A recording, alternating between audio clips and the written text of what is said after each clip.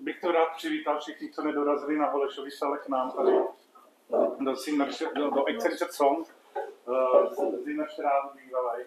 A dneska tady máme Honzu Veránka, který nám převede nějaký cool AI věci, co se týče jejich nástroje UPI. Honza je, a teď už jsem to zapomněl, CXO ve společnosti UPI, takže určitě to bude super a mělo by to být, pokud jsem dobře rozuměl, dneska zaměřený spíš jako na nějaké osobní zkušenosti a nějakou jako interaktivitu, pokud.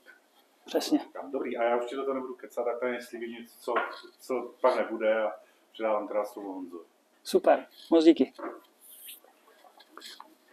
Tak jo, čau, já jsem Honza, pojďme si tykat, možná už si tykáme. Já jsem zvyklý na to, že je hodně slíbeno a já pak musím něco jako předvíst, takže úplně v pohodě.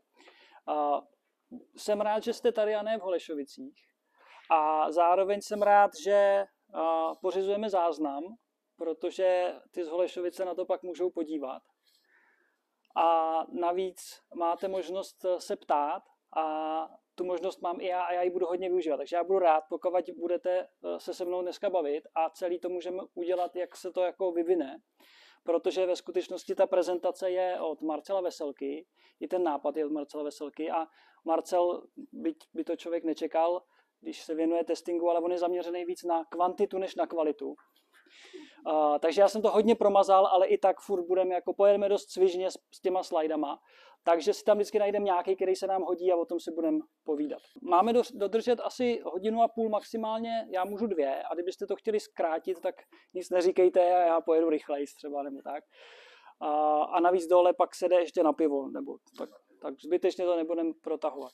To téma má to takový jako 2 extrémní póly. Jeden je taková jako velká vize, a druhý je, co se dneska dá dělat. Jo? A je to od sebe zatím dost daleko. A teď my začneme asi společně s tou velkou vizí, budeme si o tom povídat a budeme hledat, jestli by vás napadlo, jak to vyřešit. A pak vám ukážu, jak to řešíme my a budete si to moc sami odzkoušet. Ale berte to tak, že s tím řešením, který my tvoříme, tak je to spíš taková ilustrace té vize. Já budu radši, pokud víc strávíme spolu nějaký čas diskuzí a námětama a vašima postřehama, jak tam jednou dojít, protože my jsme tam ještě nedošli a teď už skoro běžíme a uvidíme. Já vám řeknu něco o sobě a pak mě bude hodně zajímat, jak to máte vy, tak abyste se nestyděli. Tak já jsem vedl nějaký testovací týmy, vývojářský týmy, releaseovací týmy a teďka, jak zaznělo, tak jsem Chief Experience Officer, to znamená, že se starám o náš tým, o naše servery, o naše zákazníky a tak. Takže z toho může jako docela dobře vyplývat, že testing nemám rád.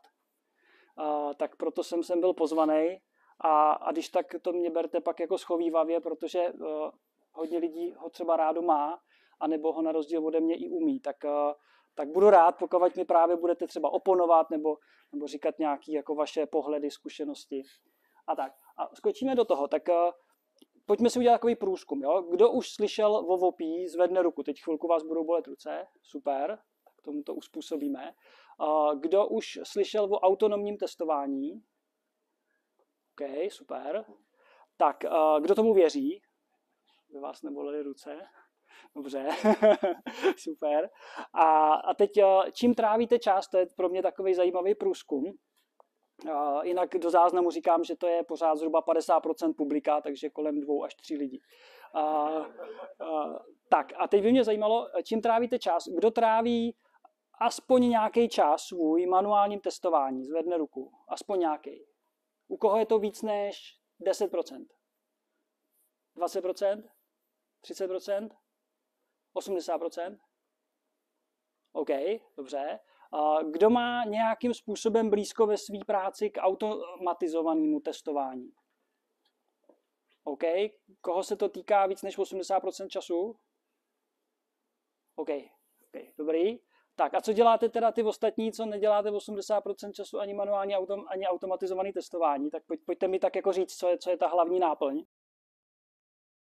Je, jasně. Aha. Test management. OK. Dobře. Tak jo, ale pár těch užitečných tady máme taky. Tak jak to máte, jaký je váš vztah k testování? Já jsem strávil hodně času na přípravě tohohle slajdu a mělo to velký úspěch. Takhle uhnu, aby to bylo vidět.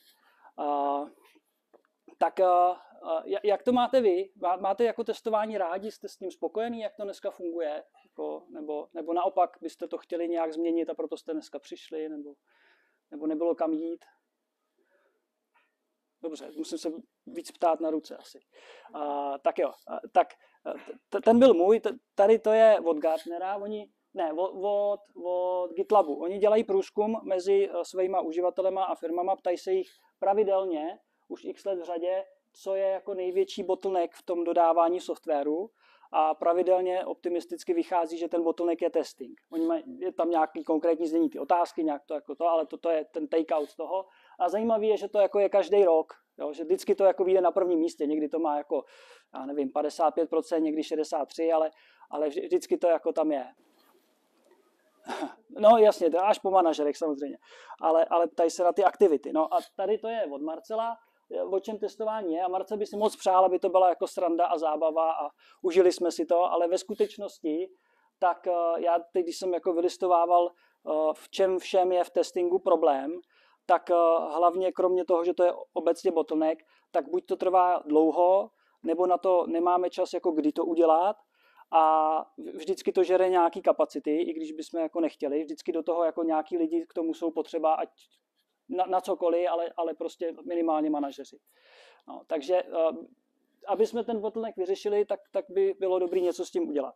A teď co? Co jste za poslední rok v testingu změnili a zvýšilo to jeho nějakou efektivitu, co vás posunulo dopředu, co jste za poslední rok začali dělat jinak než dřív a ten bottleneck jste nějak rozšířili u bottlenecku. Začali jsme používat ChatGPT. Aha, super. ChatGPT. Aha, neřešit testing, ano, OK, dobře, manažeři přemýšlí. Gartner říkal, že to bude autonomie v testování, zatím nevíme, co to je, ale už to říkali někdy 2020, jo. Marcel si toho pak všimnul a pak, když to říkali 2022, tak se zjistilo, že ten hype už jako vrcholí, takže už o tom je slyšet. Pak to půjde do kytek, to teď se začíná dít, tak proto na tom pracujeme. A potom někdy se to jako stabilizuje a bude to standard v tom toolingu a prostě tato oblast bude nějak jako vyřešena. Tak nevím, jestli dneska reálně jako o tom je nejvíc slyšet, jsou asi jiné věci, o kterých je slyšet, ale určitě to nějaký téma je. A zajímavý bylo, že když si Marcel někdy po tom roce 20 od nich jako, nevím, jestli koupil a někde prostě získal ten report, tak v něm byly vylistované ty firmy a ty tooly, které jako tím směrem jdou. A on byl poctivý a chtěl jako do Teseny jako přinést nějaký nový náměty, čím se zabývat, co se naučit. Tak si to začal procházet a ošávat a zjistil, že to je jako na úrovni spíš jako prezentací nebo nějakých námětů, ale nic jako reálně, že by si dokázal odzkoušet, tak to nedokázal. No tak říkal, že to uděláme. No a teď, jak byste to dělali? Já jsem to na schvál pustil, takže nevím, jaký je další slide. Co si pod tím, já vám to hned představím a řeknu vám, co si pod tím představujeme my, ale co si pod tím představujete vy? Někdo říkal, že už autonomii jako má nějaký na to názor, tak jak byste řekli, že co autonomie v testingu je? Z toho mála, co o tom vím, tak vypustíte bota na nějakou svoji stránku a v podstatě ho necháte hledat nějaký jakoby chyby, jestli tam jsou zlomený nějaké linky, nebo jestli tam je nějaký prostě špatný formátování a tak, ale mm-hmm. Jo, takhle nějak to jako zhruba děláme, ale to ještě neznamená, že to je autonomie. A teď mě by zajímalo, co si vy představujete pod tím, že když jako jednou bude testing autonomní, a Gartner říkal, že to bude 30% trhu testovacího bude autonomní, tak co to jako znamená? No. Tak já bych jako osobně jako autonomní testování si představil, že budu dát jako zadání, to znamená nějakou implementaci, nebo budu dát nějaký user story, nebo flow aplikaci, tak vlastně to projde sám mi řekne, jestli to zadání odpovídá nebo odpovídá, případně jako řekne, co je špatné, co si podle něj myslíš, že je špatné. Mhm. OK, takže na vstupu... Dám nějaký základ, jako řekněme ten průsterek, já teprve potom bych měl nějakou první bázi a on se to pak drží, ale když udělám nějaký cíl, inkrement, tak to zase to jako rozšíří. Mm-hmm. Plus, když bych teda byl jako na produkci, tak bych to samozřejmě by to umělo to, že to bude sbírat, budeme to užívat, ale chodí o aplikací, bude tomu přizpůsobovat ty testy. Mm-hmm. No, to jsou vysoké požadavky na mě. jo, v pohodě, chápu, já se teď jako představuju, co bych pro to mohl udělat. OK. Mě asi hlavní potom je automatická údržba. Mm-hmm. Možná i hodně budu muset zasáhnout do vytváření těch testů, ale hlavní pro mě je to, že potom se ty testy zvládnou sami doplňovat, dolaďovat a opravovat ve chvíli, kdy se něco v té aplikaci mění a nebudu do toho muset moc šahat. Mm-hmm. To je asi největší pain podle mě dnešní automatizace a údržba. Že bych tomu vydání mohl přesvědčit, jaký testovací data chci a on si sám vytvořil samozřejmě asi paleta. Jo, toto vypadá, že už brzy být jako nějaký large language modely mohly trochu pomoct. No. Za mě asi ideální je, že to autonomní testování už o to, že to autonomní zvládne celý ten testingový proces. Aha. Od začátku až do konce. Nejenom, že prostě dneska něco naklíká nebo vytvořit automatizované testy, ale zvládnout právě tu revizi, zvládnout prostě statické testování, třeba dokumentace a podobně. Což by dneska ty LLM třeba mohly zvládnout. Aspoň část. Ideální pak je samozřejmě takovací nástroj, že to samo založilo jako konfirmář, který já řeknu. A když pak ještě rád testovou, tak bys to samo testoval. Jo, super. No a mezi to pak vložíme ty autonomní opravovače a bude to celý autonomní. Super, tak jo, to zní dobře. Nějaký jiný názor na to, co je autonomie v testingu? Já bych možná ještě přidal, abych chtěl, aby mi to, kromě toho, že znovu dám use case a ten use case to protestuje, aby mi to vytáhlo logika, kde je vidět, že to chyba je, a aby to od toho vyváří, že to opravdu. To znamená, pro mě je to autonomní testing, je i autonomní reporting chyb, ale jako inteligentní. Jako nějaká i analýza té chyby trochu. To hodí britský web. Jo. Naprosto minimálně na tom britský, jenom mi to ukáže, že to je chybu. Ale potřebuješ, aby si to šáhlo někam dál. No a mně se to líbilo s tím opravou chyb. Mu řekl, tahle chyba je upravená, teď nevím, jak to chce udělat, ale bylo by skvělý, kdyby řekl, jo, fakt je. Když se testeři museli naučit psát statistiky v reprodukci pořádně. To ne, to by měl dělat ten Právě to udělal sám, ok. Na můj use case nakup na auto, mi řekl, nepovedlo se to, neměl jsem platnou kritiku a pak mu řeknu, že to opravím. To prostě myslím, že může udělat. Tak ono technicky, kdyby to potom takhle fungovalo, kdyby tomu stačilo dát jakoby pořádný zadání, pořádný acceptance criteria a jako design a jenom mu to hodit, ať to předělá, tak by to aspoň donutilo ty produkťáky a designéry, aby dělali pořádnou dokumentaci. A to potom se to i normálně testuje líp. Budu oponovat, myslím, že to má být něco jako prompt. Má být něco jako relativně jednoduchého, co řeknu jako lidským jazykem, to pro mě udělá. Když mu řeknu, najdi mi v tom chyby, tak to v tom najde a maximálně jsem se ptám spíš jako auditor nebo performance nebo funkčnost. No jasně, ale když máme potom jakoby, nějaký kontext, který potřebujeme, aby to jakoby uvnitř aplikace jakoby fungoval, a navíc ty large language modely už jakoby dokážou prostě zanalyzovat velké množství jakoby textu. Takže jako v ideálním případě já bych se jim hodila nějakou udělání dokumentaci a řekla mu zkontroluj, že ta aplikace odpovídá všem těm kritériím, že to jakoby...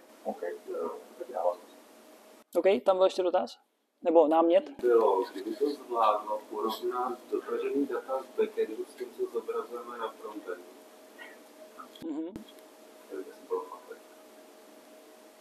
OK, takže by to porovnalo to, co vrací APIčko versus to, co vidí uživatel. Správně. A je jedno, jestli jsou to data o něčem, Jo. obrázky, správný formát. OK, super. Trošku chybět ty autonomie vlastně musí platečnou stránit, protože se tam vystavit. Dostali jsem mu já modu na testu, to čas a prostě na testu komplexně. OK, to bylo dobrý. Jedna věc mě napadla, že mě tolik nebaví, jako když je testování se screen readerem ohledně accessibility, kdyby to zvládlo otestovat a já bych musel poslouchat jako ty povídání čítání na hlas. Jo. Dobře, tak jo. Tak teď jsme byli v tom extrému těch vizí, jo, super. Myslím, že máte spoustu nápadů, spoustu námětů a zároveň vám můžu slíbit, že vůbec na většině toho jako nepracujeme. Taky myslím velký prostor na trhu, jo, jako s něčím začít. Tak a teď jak si to představujou nějaký, nevím kdo, tady zrovna Katalon, a to je jedno, Deloitte, jsou nějaký k té autonomii jakože levely, jo. Prostě to auto vám je schopný jet v pruhu, nebo nenarazí do toho auta před váma, nebo auto před váma zrychlí a ono ho jako začne dojíždět, nebo udržuje svoji rychlost a nevím co, zpomalí a tak. Tak jako to je pro auta jsou určitý levely nějaký autonomie a auto, který by mě bezpečně dovezlo ke mně domů, ještě neexistuje, to bychom se tam někde cestou vysekali, tak podobně je to v tom testingu ještě jako hůř, jo, protože zatím asi se do toho neinvestuje tolik a já bych jako dneska nečekal, že ta autonomie ultimátní, že si koupím auto, aniž bych měl řidičák a prostě s ním jezdím, tak to nás jako teprve čeká a uvidíme. Každopádně myslím, že jako spousta těch námětů nebo těch představ o tom, že by to nějak všechno samo se, tak s tím se asi stotožním a myslím, že nemá cenu jako levely moc dneska řešit, jo? Že to je spíš tak jako z knížky. Jako. No, tady to je to samý nějak jinak otočený, jak se to vyvíjí v tom testingu, co se předpokládá, předpovídá, že bude vlastně obsazený strojema. To se mi asi líbí trochu víc, ale nejradši mám tohle. Tady Marcel je zase autor spodního řádku, začíná to být už takový, jako bych řekl, standardem, tenhle způsob vysvětlení. A já už tady to zrychlím, jo? Kdybyste chtěli, tak si o tom víc povídáme, ale mám pocit, že už to máte nějak navnímaný. A vlastně to, co tady zaznělo, že v té dnešní automatizaci se automatizuje vlastně jenom v té exekuční fázi. To znamená, někdo to jako připraví, pak to někdo vyhodnotí a nejlíp to pak jako někdo bude muset jít a všechno to přepsat, protože se aplikace změnila a failujou ty automatizované testy, což ne protože najdou bugy, ale protože už nejsou aktuální. A to je jako, z mý zkušenosti to je většinový případ. Prostě když automatizace prostě hlásí, že něco je špatně, tak je to špatně s automatizací testu, ne s aplikací.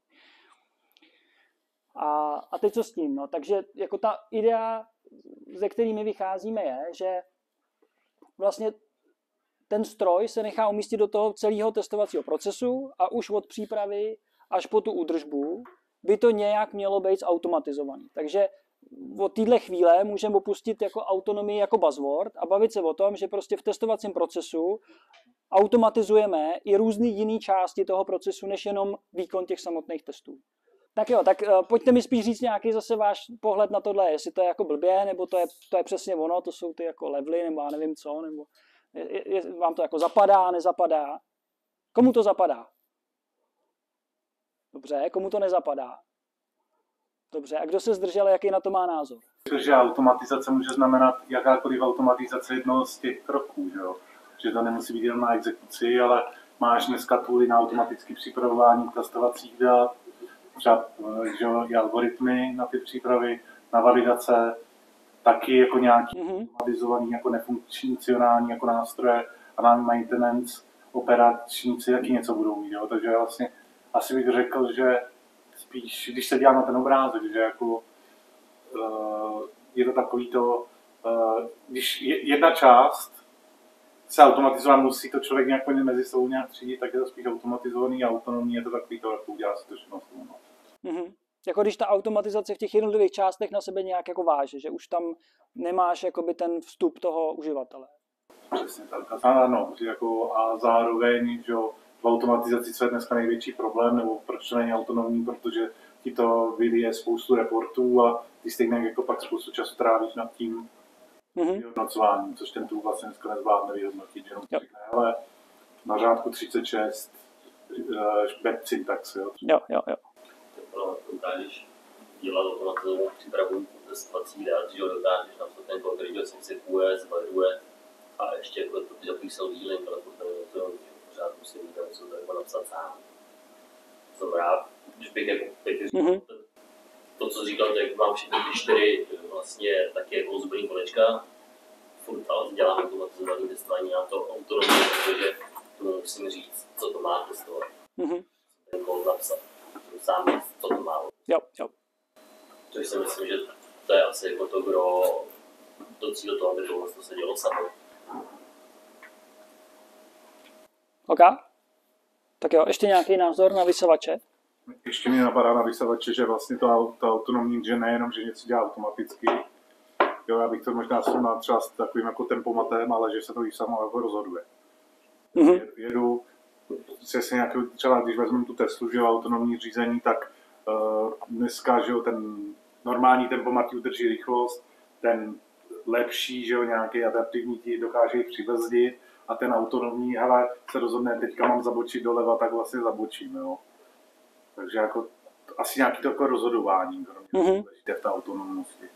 Jo, to tady možná trochu chybí, protože tohle je vlastně, dalo by se takhle ten proces aplikovat v podstatě na nějaký jako jednotkový test i, ale to, o čem třeba teďka narážíš, to může souviset spíš nějakým jakoby managementem toho, že nějaký jako test planning, nebo nějaký jako vůbec v rámci zdrojů, který mám, tak vybrat to, co teď zrovna sedne, ideálně s tím, jaký je zrovna přírůstek v té aplikaci, že? Abych jako se správně rozhodnul, jak to co nejefektivněji zutilizovat. Nebo třeba řeknu jako takový jako klasický příklad z OCR a nějaký porovnávání bitmap, což jako automatizace moc nejde zatím. Jako v té tak rozhodnout se, hele, teďka mi to trochu nesedí, je to už chyba, nebo je to v pořádku a můžu to třeba s warningem pustit, jako jo.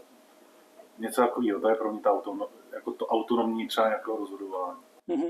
Mě ještě napadá při jakoby když jsme říkali o tom, že by bylo dobrý, že to samo bude updateovat jakoby ty automatické testy třeba jakoby do budoucna, tak by bylo dobrý, aby to jako se dokázalo rozhodnout, jestli stačí jenom jako updateovat nějaký selektor, anebo jestli ten jakoby krok nebo i celý ten test už v podstatě nemá smysl a dokázalo se to rozhodnout, jestli chce updateovat nebo vymazat ten test, anebo jestli to chce jakoby nový test, nebo tak co.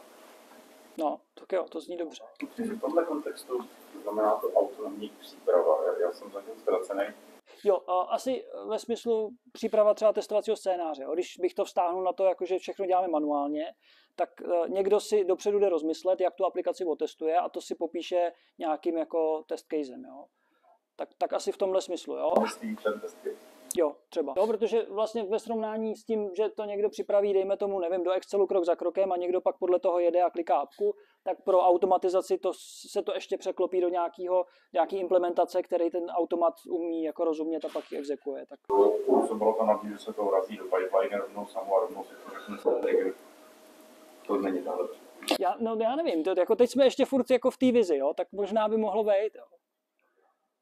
OK, začneme to jako dávat na zem, ještě než to tam dostaneme. Já jsem předtím mě zaujalo, jak jste říkali ty různý nápady.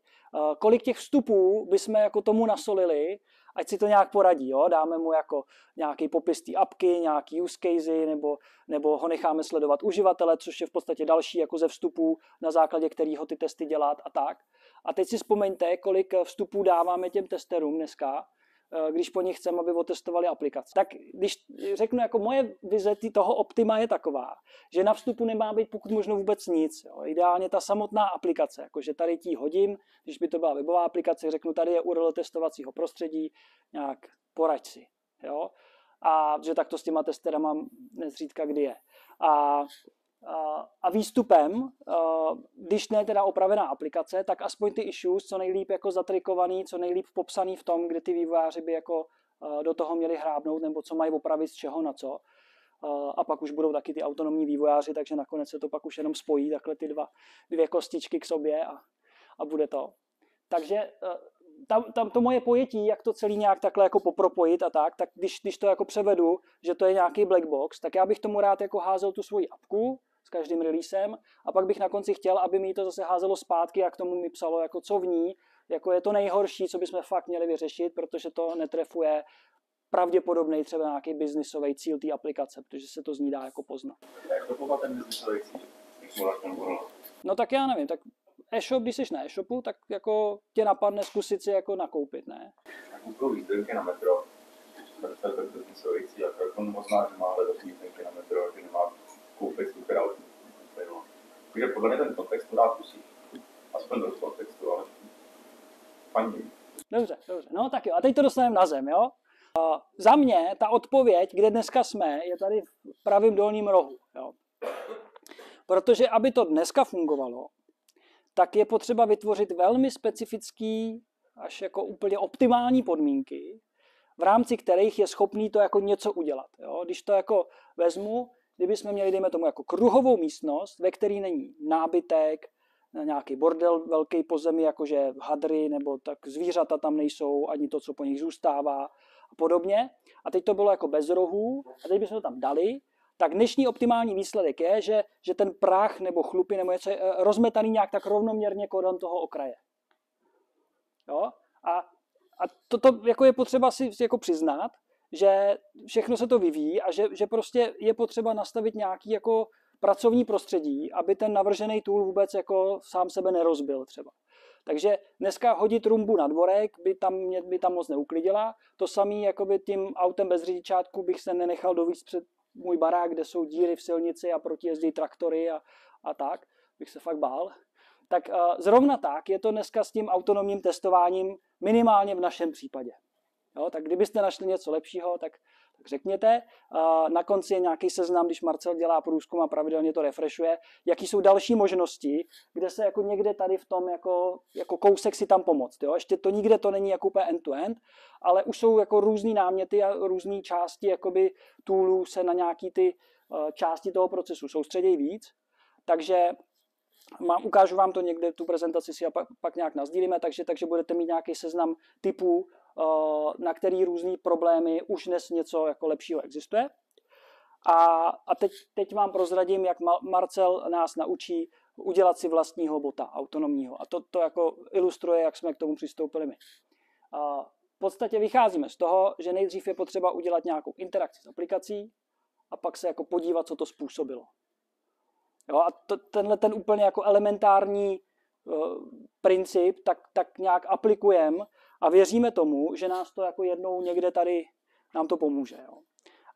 A pak vám ukážu ještě tenhle slide, že jako ty interakce můžou být jako na různých úrovních, můžou být jako s různýma komponentama té testované aplikace nebo jejíma nějakýma interfejsama, dá se říct. A potom validovat zase můžeme trošku jako různorodý části toho. Můžeme se dívat, jako tady to vypadá spíš na nějaké jako typy testů, ale můžeme jako se snažit ohodnotit ten dopad té interakce na těch různých jako úrovních. Tak to je furt takový jako strohý. No a teď my jsme si jako z toho všeho vybrali vizuální regresní testy.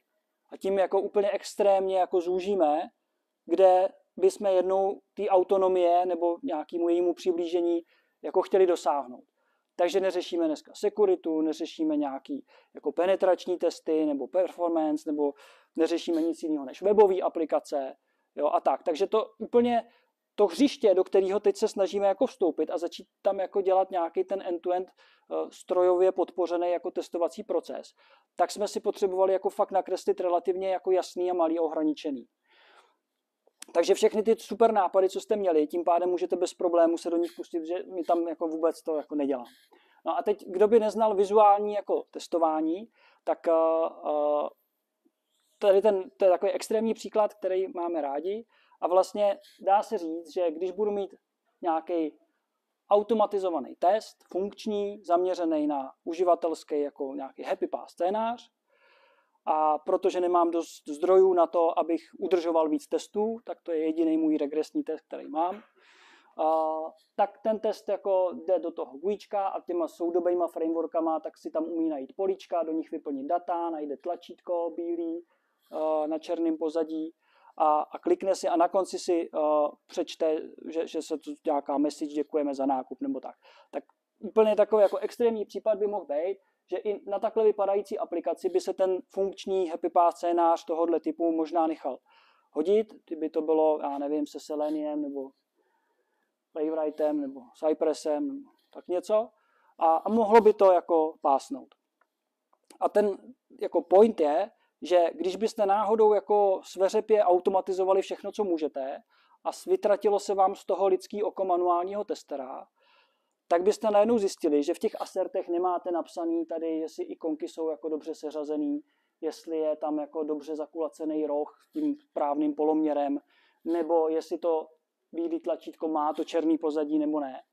Takže to je pointa jakoby toho, že vizuální testování má nějaký svůj význam a že dokud jsme testovali manuálně ty GUIčka, tak vlastně to nikdo moc nemusel jako předepsat, protože většinou ten tester byl při smyslech a obyčejně už tu aplikaci dobře znal, takže když mu něco takového přišlo v novém releaseu, tak buď zahlásil rovnou chybu, nebo se šel aspoň zeptat, jestli to jako myslí vážně, že tohle je ten upgrade.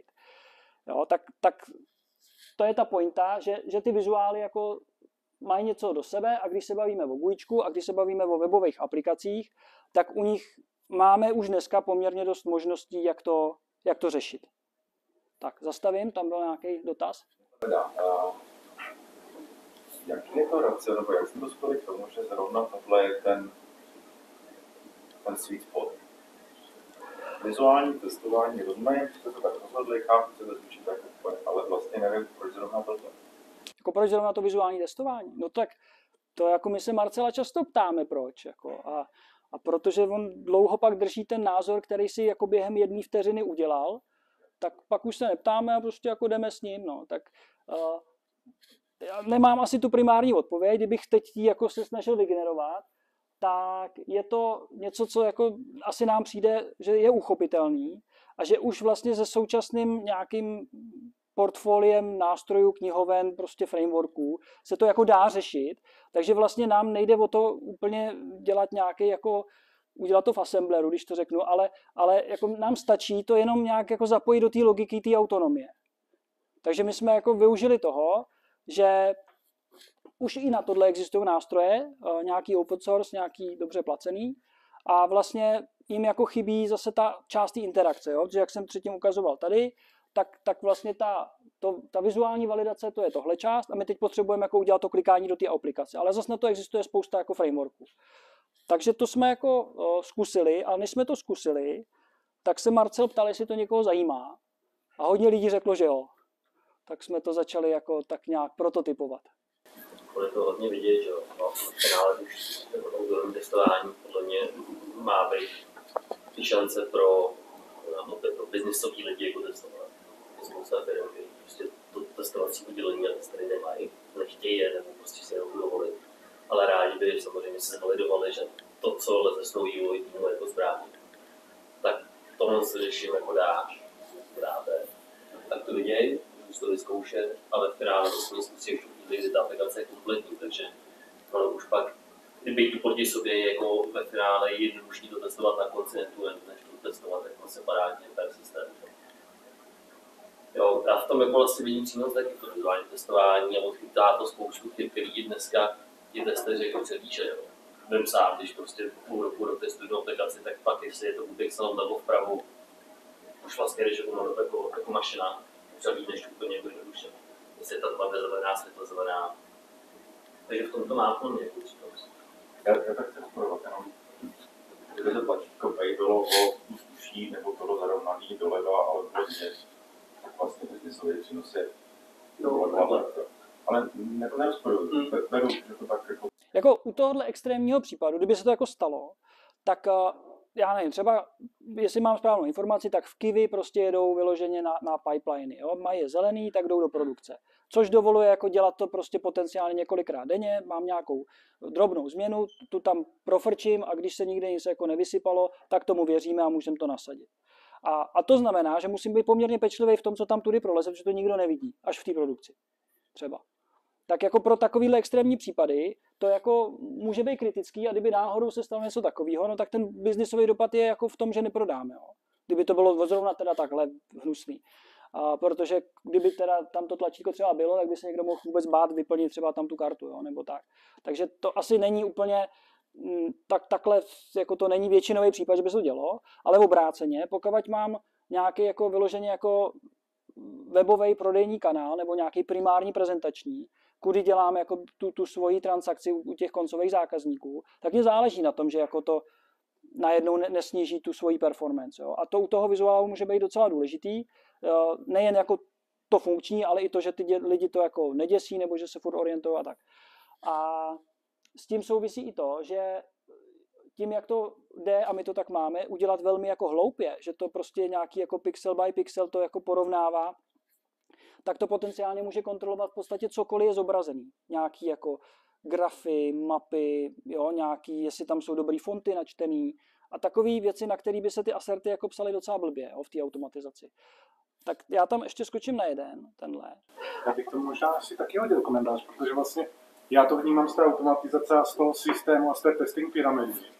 Že dneska vlastně veškerý automatizační tooly autonomně je to vlastně jedno, tak se zaměřují spíš jako na ty spodnější části, ať už je to Playwright, cokoliv, když to pracuje tak to pracuje právě na úrovni domu, vlastně zdrojového kódu té dané stránky. A jako vizuální automatizované testování tady jako moc není. A chybí to do té skládačky, jako mi to tak trošku přijde. A k tomu užšímu tlačítku, vy jste se dívěli, že jenom, když jsou jako z různých studie, že máte třeba poholýho něco, tak to může znamenat třeba 10-15% nižší prodejnost toho produktu. Jo. Že ten UX jako fakt jako brutál a zvlášť v tom rychlém světě, když jsme zvyklí, že všechno má nějakou strukturu, najednou se to rozletí, tak ten člověk prostě jde jinam a koupí si to jinde. Myslím, že citlivost. Generálně citlivost na to, jak moc to má rozlišovat ty pixely a nemá pixely rozlišovat. Já ještě vezmu jeden příklad, který je jako reálnější a možná jako se týká skoro každé aplikace, která má formulář. Většinou nějakým způsobem validujete ty data, který do toho formuláře uživatel zadá. Pokud to je tímhle způsobem, se mu pak zobrazí nějaký feedback, jestli se mu to jako povedlo, nepovedlo. Tak tady Marcel jako vyrobil takovej manažerský jako zkratku, že když budu implementovat nějaký zvalidování těch validačních hlášek v nějakém frameworku na automatizaci, tak prostě musím zkontrolovat a ověřit si to. V případě, že to vyfotím a příště porovnám, že po tom kliku na prázdný formulář to furt jako je na všechny pixely stejný, to znamená, žádná z těch validačních hlášek nezmizela, nebo není, jako nemá jinou textaci nebo cokoliv, prostě všechny ty pixely tam znova jsou, tak si ušetřím kolik? 75% řádků kódu, jo, v tomhletom případě. No, takže to asi jako takhle to neznamená, že zredukuju veškeré svoje automatizované testy, ale možná to je trochu víc jako blíž nějakému jako praktickému nasazení, nebo s čím by se mohl někdo víc potkat na nějaký svoji aplikaci, než ten rozbitý jako checkout. Jo. Dáme si příklad, jo, a nějak to jakoby nakopnem.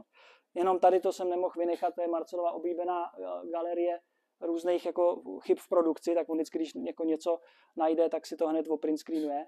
A nejhorší je tady ten, když došlo víno, tak to ani skoro nedokázal udělat print screen. Tak a já teď udělám takový demo, co my jsme vyrobili, jak to funguje. A pak se vrátíme do toho, abyste říkali, jestli to je furt blbost, nebo je to ještě větší blbost, než jste čekali, nebo tak. A teď budu už tady muset být. Zkusíme si to udělat tím stylem, jak jsem chtěl, to znamená, dáme tomu jenom URL a uvidíme, co se stane. Ta URL, kterou tomu dáme, je tahle, to je nějaká Marcelová demo aplikace, ve které jsou bugy, některý tam chtěl, některý tam se staly. A je hodně malá, má strašně málo možností, dalo by se říct, že to je spíš jako webová stránka. Nicméně něco se v ní jako najít dá, nějak jako funguje.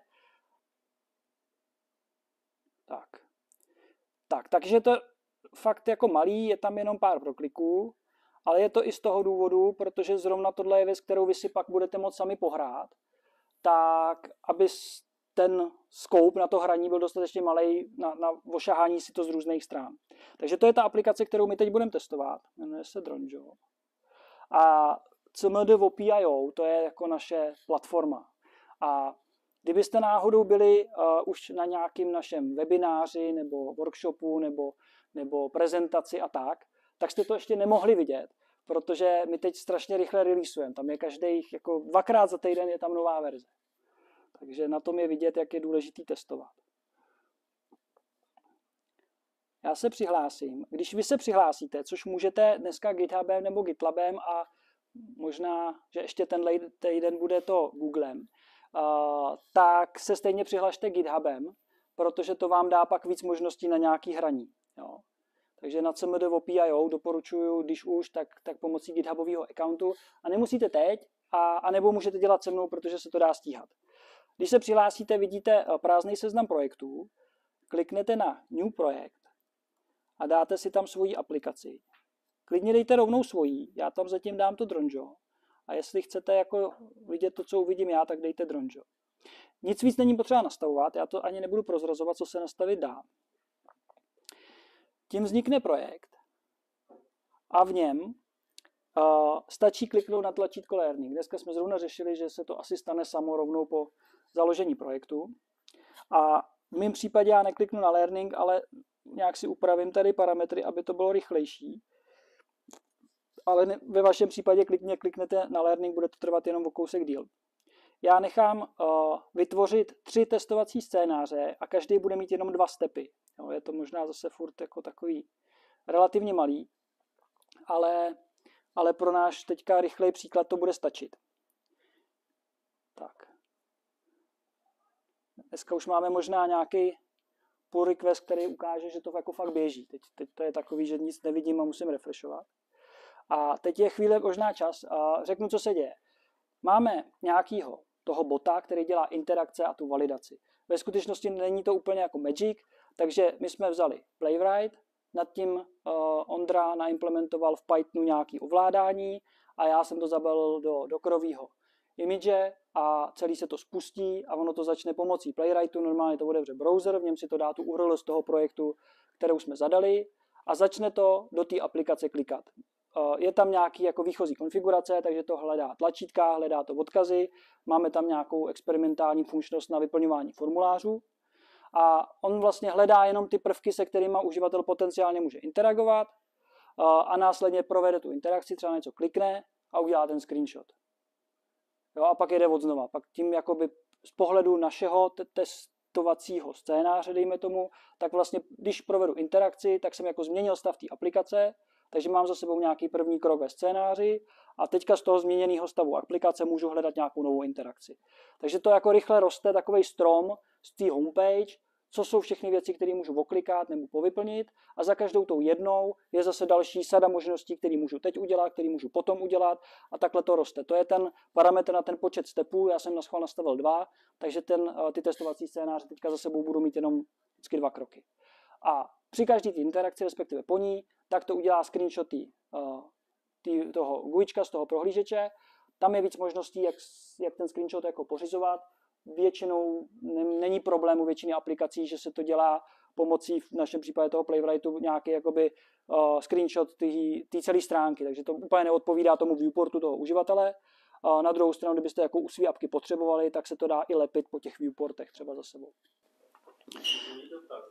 Takhle bavíme o tom vizuálním testování a dělání screenshotů.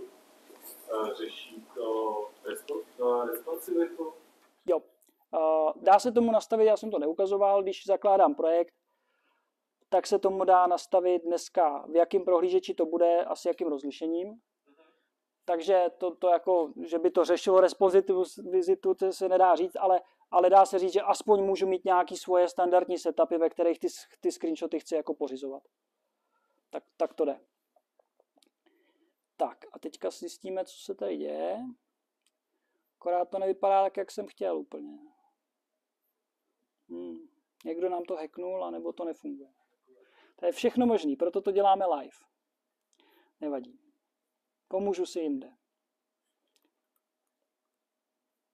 No, tak za předpokladu, že to doběhlo správně, tak to vypadá přibližně takhle. Tadyhle jsou nějaký scénáře. No, tady ty nejsou pěkný zrovna, ale to nevadí. Ten je ještě horší. No, tak třeba to je jedno. Podstatou je, že když to běží v tom learning režimu, tak to jako zkoumá tu aplikaci a vytváří to nějaký jakoby tu mapu těch interakcí a těch screenshotů. Vám to z toho běhu vysype do nějakého jednoho seznamu, kde vlastně co řádek to scénář a pod každým scénářem vidíte sadu těch interakcí. Tady to jsou jenom nějaké kliky a v případě toho Dronjo aplikace tak to klikalo někde na Buy Now, Privacy Policy, Disclaimer a User License. Tak tohle jsou to je nějaký jako pseudoscénář. Jo? Možná jako na tomhle nevím, ale na jiných jako je to vidět dobře, že to je jako hodně takový monkey style. Prostě dělá si to, co chce. Není tam žádná jako velká logika, že bych jako chtěl sledovat, no my jsme to jako chtěli, ale teprve to tam dáme. Co je asi ten happy path scénář. Jo? Takže tady v tuhle chvíli většina lidí jako se zděsí, tohle přece vůbec jako dneska netestujeme takhle. No právě. Jo? Takže je dobrý se na to dívat, že to jako může rozšířit to pokrytí na věci, které jsou možná někdy chaotické nebo jako divný, ale potenciálně ten uživatel to může dělat. Takže dneska jako my nemáme ambici na první dobrou vygenerovat ten nejvíc happy path scénář, jo? Jakože průchod e-shopem, vezmu si produkt, projdu 3 kategorie, dám tam další, mám je v košíku, vybírám platbu, dopravu, blabla. Jo? Tak tenhle ten scénář na e-shopu to jako nageneruje na 2 miliony pokusů. Jo? A mezi tím to vygeneruje jako spoustu různých jako nepraktických věcí, který ale pro vás interagují s tou aplikací a zkoušejí něco udělat. Takže nám zatím se osvědčuje, že je jako lepší chodit po povrchu, nedělat moc nějakou velkou hloubku, ale jako oklikat to na té homepage, oklikat to za pár kroků dál a všechno mám to vyfotit. A tím to jako máme prozkoumaný. Jo.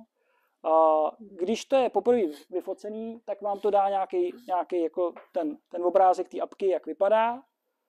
Řekne vám to je tady, co se dělo, na jaký URL to bylo a jaký byl nějaký page title té stránky. To je všechno zatím, co k tomu máme. A teďka ve výrobě je nějaký sbírání, jestli náhodou něco neletělo javascriptovou konzolí za erory, nebo jestli z nějakých z těch resursů, co se tam načítali, nehodil 404 nebo něco jiného a podobně. Takže těch validací tam do budoucna bude víc. Dneska je to ta vizuální. A abych dokončil ten proces, tak já vlastně si prohlídnu při tom learningu, jestli se mi líbí, jak ten vizuál vypadá nebo nevypadá. Když jsem s tím OK, tak kliknu na Approve, což znamená, že já uložím do nějaké databáze znalostí o té aplikaci tady tu konkrétní screenu a vlastně potvrdím, že z mýho pohledu je to validní a že až příště v tom scénáři dojde do tohohle kroku, tak by to takhle přesně mělo vypadat. A to je celý. A teďka on, když prochází ty jiné stepy, tak porovnává, jestli to na tom předchozím vlevo a vpravo vypadalo stejně nebo ne. Jo, vlevo je ta původní už schválená baseline, vpravo je ten aktuální průběh toho testu, jak to v té aplikaci zrovna při této interakci vyfotil. A to porovná proti sobě, pixel by pixel, a ukáže mi, jestli tam je nějaký rozdíl nebo ne.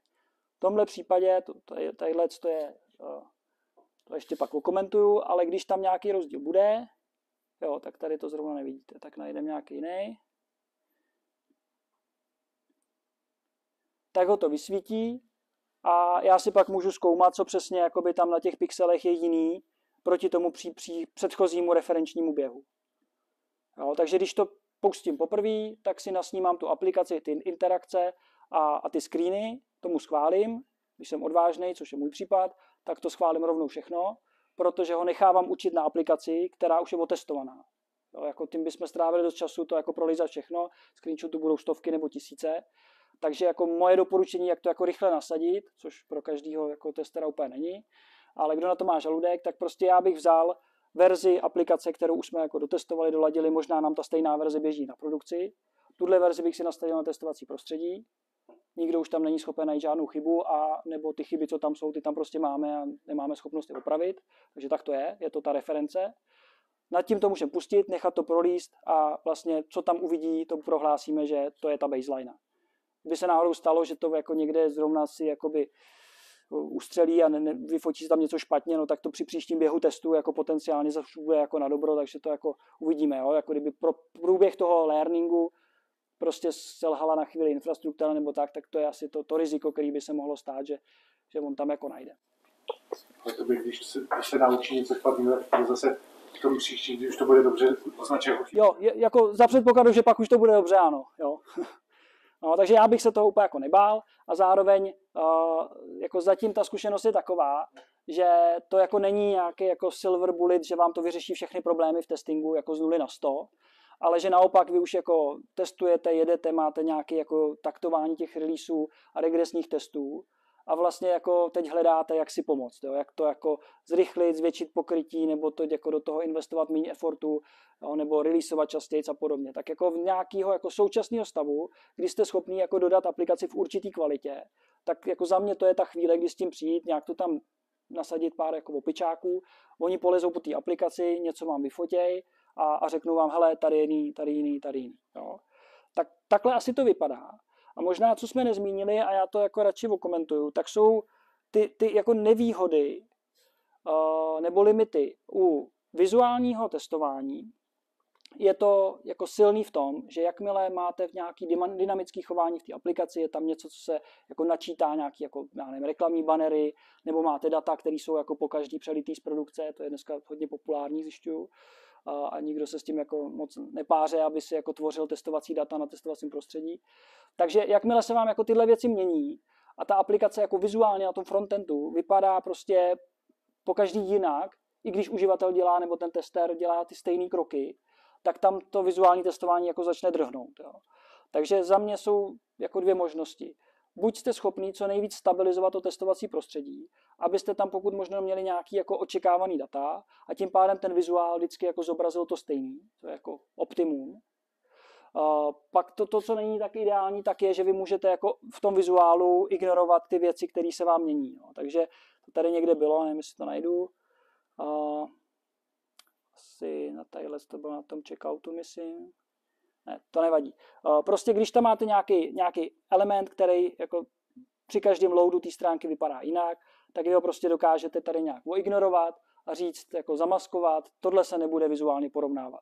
Tím jste se zbavili problému, že by ten test jako byl nestabilní a furt by vám hlásil ty změny a vystavili jste se problému, že přesně tady v tom místě nemáte testy v tuhle chvíli, nebo nemůžete na ten vizuál spolíhat, takže byste si to měli testovat nějak jinak. Takže to vizuální má jako fakt dost jako silný limit v tom, jak ten vizuál je dynamický nebo statický a na spoustu aplikací se to vyloženě jako nehodí. A druhý limit se týká té autonomie, respektive té interakce. V našem případě my prostě jako klikáme na co můžeme a teď se nějak jako učíme inteligentně vyplňovat a vypadá to, že s těma datama, který tam jako sypat, by nám právě ty large language modely mohly docela pomoct. Aby jsme tam nesypali všude stejný string nebo nějaký jako faker string, který bude mít formát, ale furt to nebude mít nějakou konzistenci mezi více políčkama vzájemně a podobně.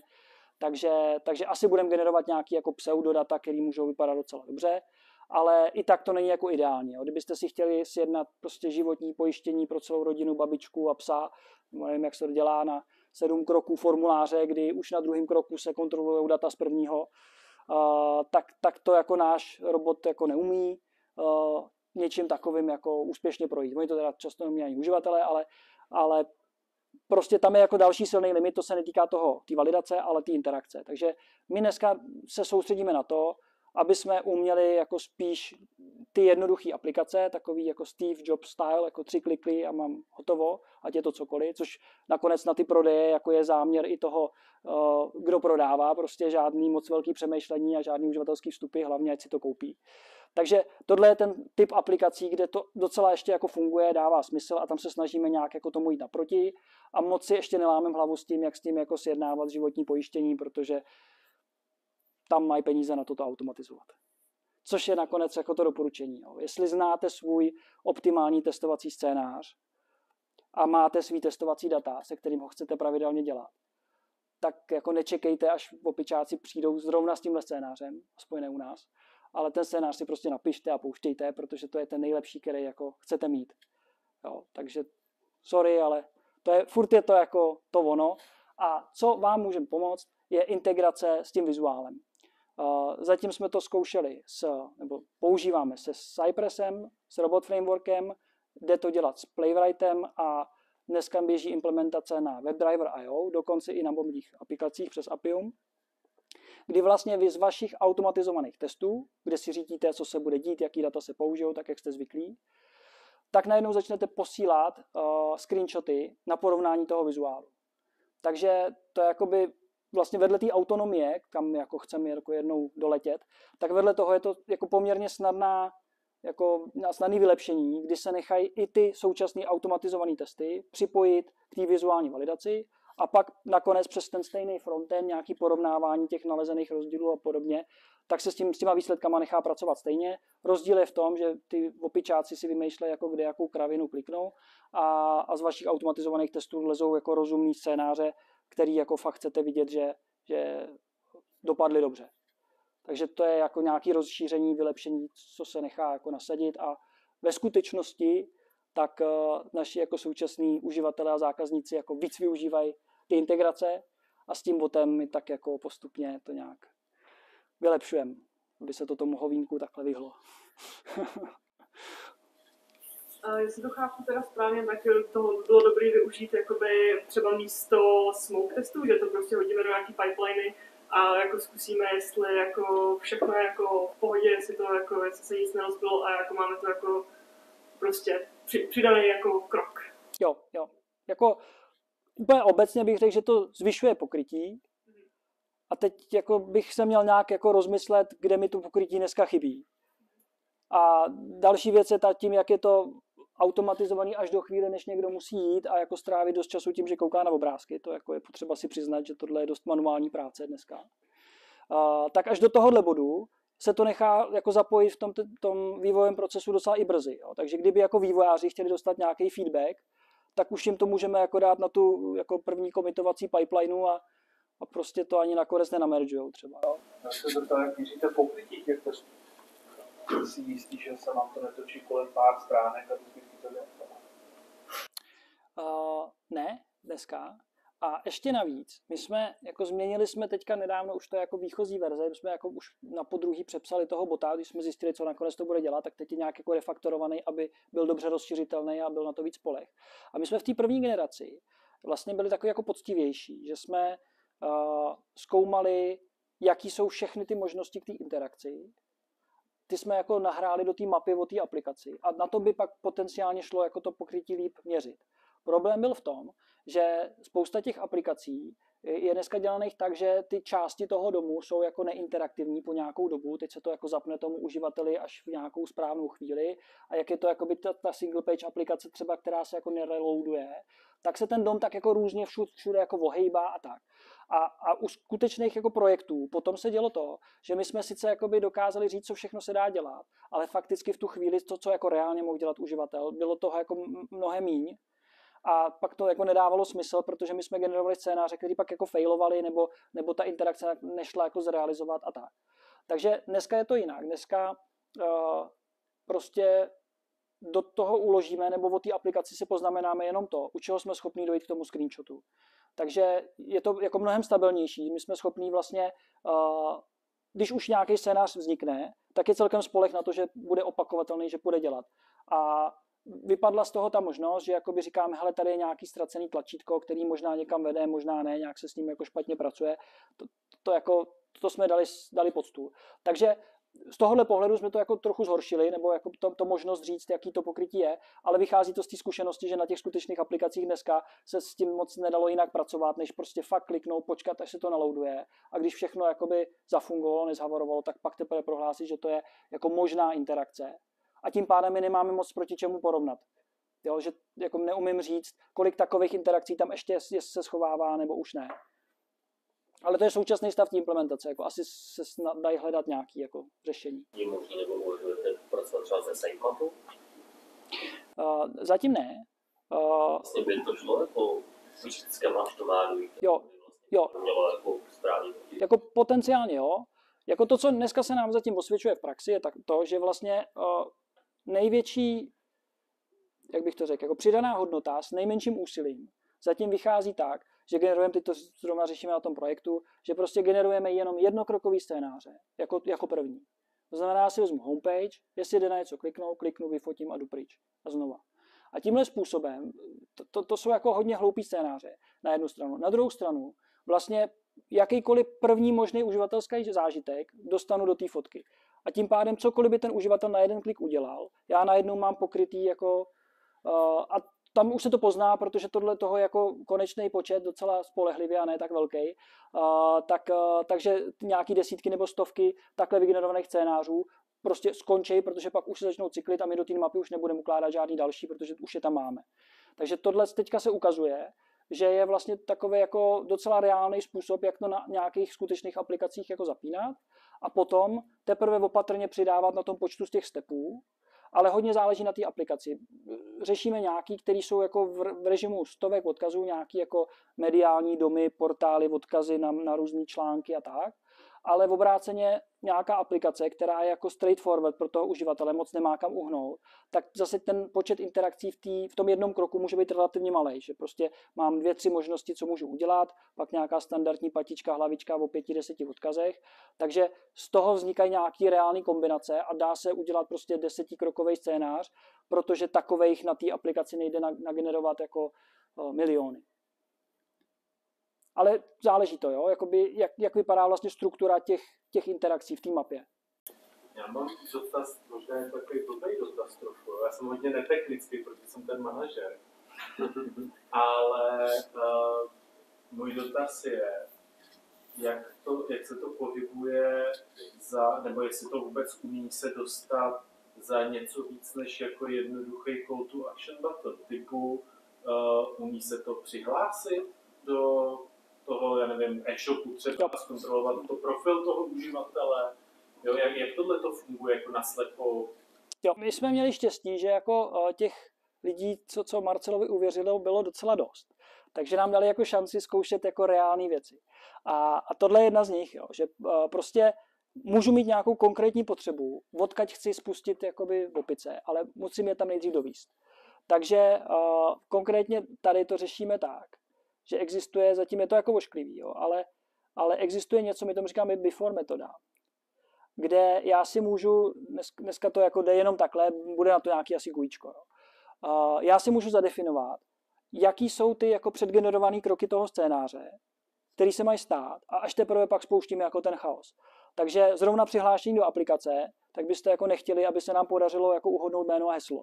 Takže to jako by bylo na hodně pokusů. Ale to je zrovna ta věc. Jo. Takže já když chci testovat třeba nějakou jako klientskou zónu nebo nějaký jako uživatelský profil a podobně, tak já mu můžu v tom projektu přednastavit, co se má stát, někam půjde, něco klikne, něco vyplní jméno, heslo. Jo, dá se tím třeba nastavit nějaký kukiny, když potřebuju, předtím, než začnu testovat a podobně, abych si tu aplikaci trošku jako naformoval do stavu, ve kterém testovat chci. A to se nastaví a potom ten bot vždycky před každým s tím scénářem provede tohle. Jo, jako nějaký, nevím, robot framework má setup a teardown, nebo jak se to jmenuje, tak frameworky to řeší jako různě a tohle je právě ta část, než začne ten samotný test. Takže to tam je nějak. Když se otestuju na svém prostředí, že ta apka dnešní verze je dobrá. Přenesu ten naučený bod potom na produkci, aby se to podíval na produkci. Jo, hodně lidí má nápad pustit to na produkci. Vždycky připomínám, že jako řešíme testování a ne monitoring, ale jako z principu to je možný. Jo. Jako jde to dokonce v obráceně. Já bych ho mohl jako naučit na produkci a pak to, co viděl, chtít, ať uvidí i na tom testovacím prostředí a někoho peskovat, že to furt nevypadá jak v produkci. Jo. Jo. Jako jde to, my tam teda nedovolujeme uživateli tu URL na projektu měnit, protože by toho tam mohl dostat snadno do nesnází, ale technicky to jde, takže když vím, co dělám, tak jako minimálně já to tam dokážu nebo kolegové prostě pro potřeby konkrétního projektu jako udělat jednorázově a jako není důvod, proč by to nefungovalo. Vlastně to, co on očekává, je, že tam najde ty elementy, s kterými chce interagovat. My si k tomu ukládáme nějaký xpáty. Je tam nějaká, nevím, prostě heuristika, jak ten xpát vygenerovat tak, aby byl jako relativně stabilní, což je asi jako takový obecně nemožný. Takže to se dá zlepšovat a trochu to potkává nějaký jako téma healingu. Ale obecně... Protože ten slouží k té interakci. Jo. Ono to tady je vidět. Tady to je zrovna hnusný test. Takhle nějak... Jo, nevidíte? No, už to zmizelo. Tady. My zatím ty interakce jakoby ukazujeme natvrdo tak, jak je reálně provádíme. Takže pro každou tu interakci, tady v tom případě to jsou kliky, tak my říkáme, jak se v tom domu najde ten element. A tohle je ten způsob, jakým my si to v té mapě jako poznamenáme. Takže to nemá závislost na tom prostředí, na kterým to spouštím. Prostě když v té aplikaci zrovna bude možný tohle jako odexekuovat, tak se to stane. A potom ten screenshot, tak to je to samý. Jestli jako ta aplikace sama o sobě někdy nepíše, jsem produkční, jsem testovací, jo, na tom bych našel ty vizuální třeba rozdíly.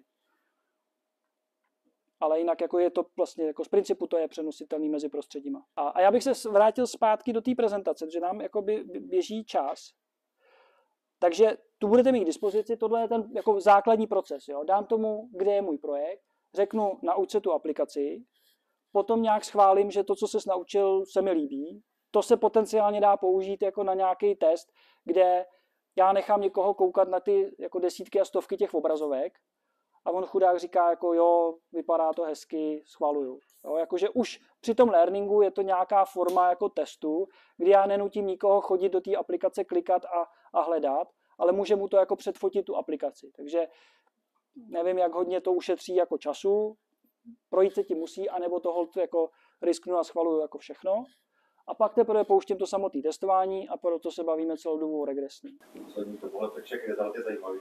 A jaký to vrací result? Ve smyslu, jak to ten formáty, to může být jako JSON, nebo něco takového chytřejšího než tu obrazovku? Dneska ne. Dneska jako jediný, co je za výstup, je ta obrazovka. Co nově tam implementujeme, že to sbírá všechny HTTP response request a na ně bychom byli schopni porovnávat taky. To znamená, pokud někde na pozadí běžely nějaké komunikace při tom loadu té stránky, tak bychom do budoucna měli být schopni ověřovat, že příště běžely zas. A když někde něco se vykydalo, jako typicky tam budou nějaký jako 400, 500, pokud se někde staly a nemuseli být přímo na té stránce samotný, mohl to být nějaký jako nedoloadovaný skript třeba někde, tak budeme schopni uživatele upozornit, že něco takového se stalo. Jo, a takovýchhle věcí tam je víc. No, tak na to dokázal navěsit nějaký další postup, máte bych slyšet jako autonomní testování oka. Jo. Dneska to je tak, že tím, že to je v kontejneru, dá se to celkem snadno provozovat na různých prostředích. Nějaký z našich zákazníků si to jako pouštějí u sebe, třeba i jako v Kube, a potom to jako job prostě doběhne. A ten výstup může být jako dvojí. Buď se to někde jako vykydá,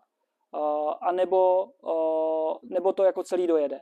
My zatím jsme neimplementovali to, abych uměl dávat nějaký jasný jako report, že by to vygeneroval file s nějakým přehledem, což je docela poptávka a asi nějaký první tam jako budeme implementovat brzy, ale dneska to končí na tom, že nakonec někdo vidí jako zelenou u nás v tom GUIčku a ještě tam nemáme žádnou jako integraci zpět, aby jsme jako řekli, dobře to dopadlo, špatně to dopadlo jako celek, ale jako je to relativně snadno řešitelný. Co je zajímavější, v té části těch integrací na ty automatizované testy, to znamená, já si provozuju svoje testy a do nich si zapojím, když jsme tomu říkali asistent, pak jsme tomu začali říkat po Marcelově nátlaku kopilot a teď vypadá, že budeme říkat jenom integrace, to by se mi líbilo. Tak integrace VOPI do automatizovaných testů, tak tam je možný na základě těch vizuálních validací ty samotné testy vyfailovat.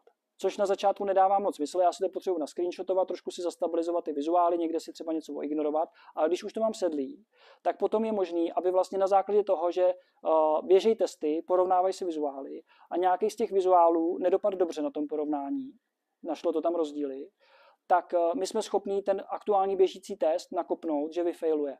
A pak vlastně ten standardní reporting, který mi dá, já nevím, Robot Framework, nebo to, co vidím třeba v té konzoli, když mi jede Cypress, bohužel, nebo tak se dozvím, že ten test vyfailoval a že vyfailoval z toho důvodu, že ten vizuál není dobrý. A v čem jako v té integraci my se snažíme být jako odlišní, protože na to existují tooly, tak ta integrace se dá udělat jako jednorázově. Já nemusím zapínat tu vizuální kontrolu do každého svého testu, ale můžu plošně nastavit, že všechny moje testy v nějaký třeba sadě, tak budou porovnávat ty vizuály a nakonec si je přepnu do toho režimu, že jakmile na těch vizuálech, na mých testech dojde k té odlišnosti, tak ten test bude vyfailovaný. A pak se dá používat tím pádem ten standardní reporting, který už na tu automatizaci nějak používám a pracuji s ním. To řešíte refresh prostředí. Refresh prostředí? Když ten test běží, někam doběhne, tak to prostředí má změněný stav, ale ten další test by měl očekávat nějaký startovací. Jo, vždycky každý ten scénář začíná s novým oknem na nový URL. Jo, jako, tak jak ty testy běží jako nad tím playwrightem, tak se tam využívá toho, že prostě vždycky se vracím do jakoby z výchozího bodu, případně pouštím i tu before metodu, takže každý test startuje z tohohle místa. To, že to samotné prostředí jsem předchozím testem ovlivnil, tak to tam neřešíme. Jako, to znamená, pokud já to prostředí jako poklikám, změním v něm data, tak opravdu na něm asi bude jako, to bude změněný. Takhle daleko ještě jako nejsme. Na druhou stranu, to, co v tom je, ještě teda ukážu tady, je tam nějaká základní konfigurace toho, že můžu vylistovat, jaký prvky v té aplikaci nechci, aby s nima interagoval. Což se v praxi docela hodí, protože můžou být nějaký jako nebezpečný tlačítka, kterými smažou všechny data, skončil jsem s testováním nebo něco takového.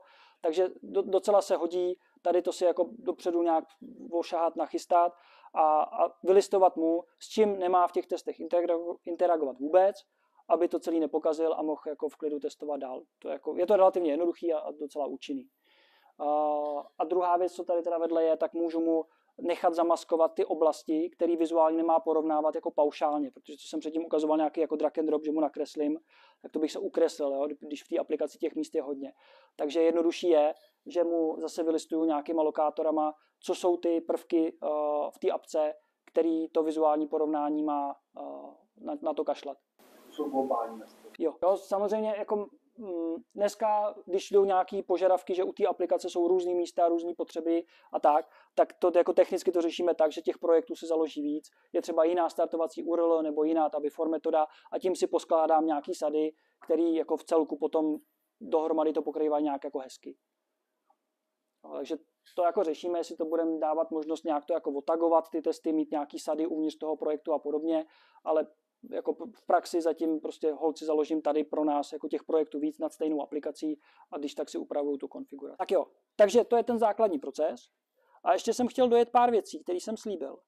Takhle nějak to jako Marcel ukazuje, že to pracuje v principu, tohle to pak jako najde bez problémů jako během chvíle. V té aplikaci ty stromy rostou jako strašně rychle, tak s tím je potřeba počítat, že tím se dostáváme i k performance, jo? Že jako není reálný testovat jako tisíce kombinací.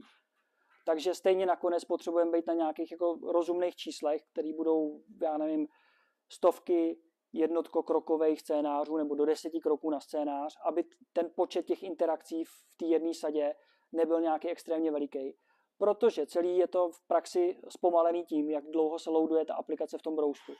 S tím jako my neumíme moc nic udělat, ale většinou se čeká na tu samotnou testovanou aplikaci. Někdy to trvá jako pár vteřin, někdy jako třeba i desítky vteřin. A tím je jakoby ten výkon jako dost daný. Používají se na to skutečný prohlížeče díky tomu Playwrightu, takže tam jako ten náš podíl v tom, kolik času jsme schopni sami optimalizovat, je hrozně malej. Takže my jsme se rozhodli, že půjdeme tou cestou paralelizace. A to jde docela dobře, takže my vlastně z té sady těch naučených testovacích scénářů jsme schopni jako v jeden okamžik jich spouštět jako několik naráz, nezávisle na sobě a tím to celý nějak jako zrychlovat. Ale furt to znamená, že jako jich musí být nějaký jako dosažitelné množství. Tak a tady je, co jsem slíbil. Marcel si dal práci a vytipoval různé oblasti v testování, které jdou tím jako směrem té autonomie a už na to existují nějaký skutečný tooly, jak si v tom jako pomoct. Jo. Zatím nikde tam není takový to end-to-end propojení toho, že jako dám URL, dostanu bugy, ale v určitý oblasti, kde se dřív jako moc nedalo si víc pomoct v té automatizaci, tak už dneska existují nějaký jako nástroje a vlastně jich vzniká víc a víc. Jo. Zajímalo, jsou locator. Využívám, že asi teďka určitě ještě nic takového nemá, ale bude to mít. Takže všechno bude mít. Když to máte na Playwrightu, dám se jako třeba celý link pro Playwright, jsem zatím jako schopný nikdy nejít. Ne, jako v našem případě my to budeme asi řešit jako trochu jinak, ale je to jedna z těch věcí. Jako aby jsme nemuseli dělat tu maintenance, tak v případě, že mi failuje ta samotná interakce, ne nějaký jako assert, ale to, že nejsem schopen provést, co jsem chtěl provádět dřív, tak dneska na to existují mechanismy, kdy si vlastně uložíš víc cestiček k tomu stejnému elementu, to je ten XPath, jak jsem ukazoval, a pak třeba jako ten, nevím, já jsem viděl Helenium a tam to funguje tak, že ty, když ti to jako skape, tak zkusíš nějaký jako tolerantnější jako přístup k tomu stejnému elementu a když nějak jako usoudíš, že ti doběhnul celý test, tak si řekneš OK, tak asi tam vede jako na to tlačítko, vývojáři to někam zanořili jinak a neprděj se s IDčkama, tak jsme si našli nějakou jinou cestu, jak si šáhnout na ten stejný prvek. Jo. Tak to je nějaký základní jako princip. Náš první healing pravděpodobně bude v tom, že dovolíme uživateli poeditovat tu XPathu, aby to jako opravil za nás, ale je to jako jedna z věcí, co je na cestě. No. A tohle je druhá půlka. Mně se líbí to Ask UI, protože oni se vůbec neprdějí s tím, jaký je ten dom, ale oni prostě poznají, že to vypadá jako tlačítko, tak do toho místa jako kliknou. Jo, takže to je trošku vlastně jako jiný princip té samotné interakce, kde vlastně to je aplikovatelný v podstatě na libovolný typ aplikace, která má prostě jenom nějaký jako vizuální výstup s tím uživatelským rozhraním a prostě jestli se na tom nechá strojově rozpoznávat, že tohle je jako políčko, tohle je tlačítko, tady to vypadá jako odkaz, tak se vůbec neřeší, jak to tam je jako technicky, že se tam tyhle pixely objevily s tím tlačítkem, ale prostě poznají, že tady na těchto souřadnicích je pravděpodobně tlačítko, tak tam na nich udělají klik. Tak to je jako trošku nějaký jiný pohled na to, jak třeba se dá řešit ta interakce. Tak jo, kdybyste si to sami chtěli zkusit a víc si jako pohrát, tak na tom našem webu cmd.opio, tak je tlačítko demo projekt. A tím tlačítkem uděláte to, že vám vznikne GitHubová repoška. V té GitHubové repošce budete mít zdrojové kódy pro to Dronjo, dokonce ve 3 verzích, po každý jako jinak rozbitý. A budete tam mít příklady automatizovaných testů v Cypressu, Playwrightu, Robot Frameworku z Browser Library a Selenium Library, integraci na to OPI a budete tam mít možnost spouštět i toho bota z pipeline, abyste viděli, že se to jako nechá do něčeho připojit. A pak si to můžete zkusit. V tom repozitáři do něj vám přijde nějaký invite od GitHubu, je tam nějaký readmíčko a jsou tam issues, 3 asi, a každý to issue je takový jako level, kde vám říká krok za krokem, jak si tím jako projít, jak si s tím pohrát. Takže byste se nudili, tak ten demo projekt doporučuji odzkoušet, protože vám to jako v celé šířce ukazuje ty varianty a ta repoška je jako strašně flexibilní, je vaše a můžete si tam dělat, co chcete. Takže jako přepsat si Dronjo bez chyb, nebo si tu pipelineu, která tam je, že ji pouštíte manuálně, tak si tam můžete dát nějaký jako jiný trigger a podobně a trošku si to jako přiblížit skutečnému světu.